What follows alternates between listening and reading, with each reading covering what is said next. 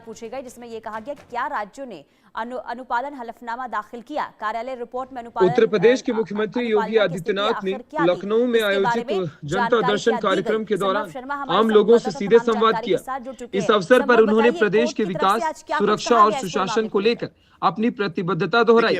मुख्यमंत्री ने जनता की समस्याओं को गहराई से सुना और उन्हें शीघ्र समाधान करने के निर्देश अपने संबंधित विभागों को दिए। उन्होंने कहा कि सरकार का उद्देश्य हर नागरिक तक विकास की गति को पहुंचाना है।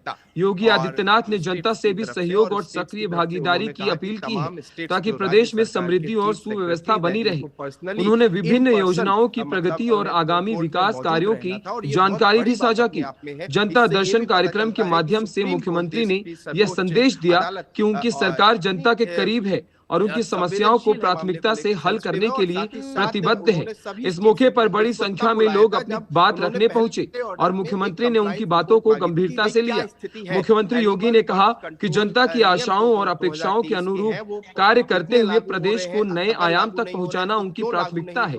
उन्होंने प्रशासन से यह भी कहा कि वे लोगों की समस्याओं का तुरंत समाधान करें और विकास कार्यों की गति दें। इस कार्यक्रम ने प्रदेश में जनता और सरकार के बीच विश्वास और सहयोग को और मजबूत कर दिया है। मुख्यमंत्री ने आशा व्यक्त की है कि इस तरह के संवाद से प्रदेश के विकास को नई ऊर्जा मिलेगी। लेकिन बाकी लोगों ने फाइल नहीं किया था। इसके लिए तब सभी जो चीफ सेक्रेटरीज हैं, मुख्य सचिव, उनको तलब कर लिया कोर्ट ने कि आपको इन पर्सन, आपको फिजिकली प्रेजेंट रहना है।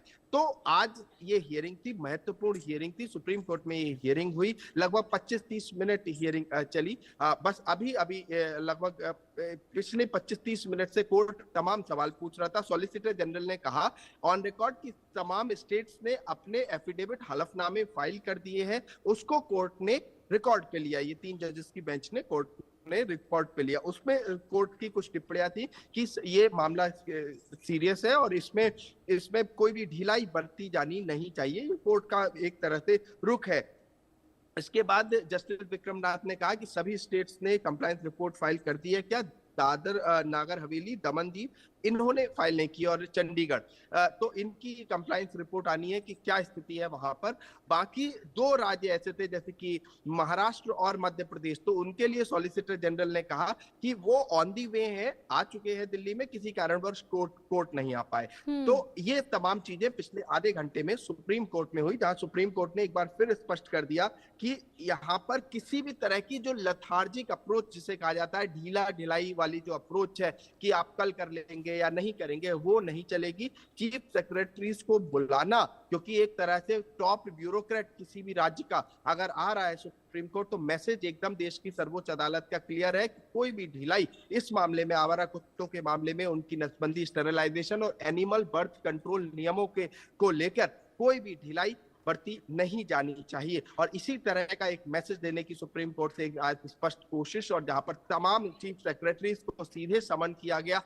यहाँ तक कि पिछली सुनवाई में सॉलिसिटर जनरल तुषार मेहता ने कहा था क्यों ना हम वर्चुअली अपीयर हो जाए और वर्चुअली फिजिकल प्रेजेंट ना हो, तो कोर्ट ने वो याचिका खारिज कर दी थी। इससे पहले बिहार की चीफ सेक्रेटरी ने रिक्वेस्ट की थी कि क्या हम वर्चुअली प्रेजेंट हो सकते हैं, क्या हम ऑनलाइन आ सकते हैं और कोर्ट की प्रोसीडिंग्स में अटेंड कर सकते हैं। तो कोर्ट ने उन्हें भी खारिज कर दिया था और कहा था कि इलेक्शन कमीशन का काम है इलेक्शन कराना बिहार में, आप जो कंप्लायंस है उस रिपोर्ट को, एफिडेविट को फाइल करें और फिजिकली प्रेजेंट हो। तो तमाम चीफ सेक्रेटरी सुबह से यहाँ सुप्रीम कोर्ट में दिख रहे हैं और आज जब ये हियरिंग हुई तो 3 जजेस की ये बेंच के सामने तमाम चीफ सेक्रेटरीज मौजूद रहे।